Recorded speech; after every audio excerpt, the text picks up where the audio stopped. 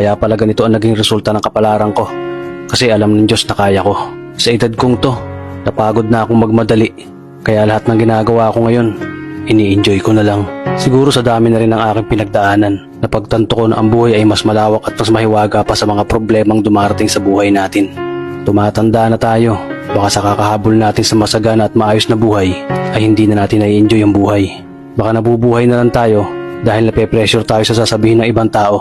Marami na rin akong mga naging maling desisyon sa buhay, pero lahat yun nagsilbing aral sa akin at natuto ako sa mga pagkakamali ko. May mga taong sobra nating mamahalin at bibigyan ng halaga, pero ibabalik lang sa atin ay kabiguan at matinding trauma.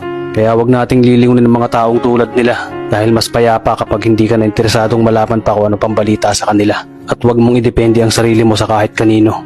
Tandaan mo, kahit sarili mong anino, iiwan ka din nito kapag madilim na ang paligid mo. Kailangan natin matutunan na huwag ikumpara ang sarili natin sa iba dahil hindi natin laban ang laban nila. Karera mo to, di nila karera. Dahil ang buhay ay hindi naman nasusukat sa kung sino ang mayaman, kundi kung sino ang payapa. Kaya galingan mo lang palagi tol dahil napakaraming tao mapanghusga, hihilahin ka pababa at lagi mo tong tatandaan.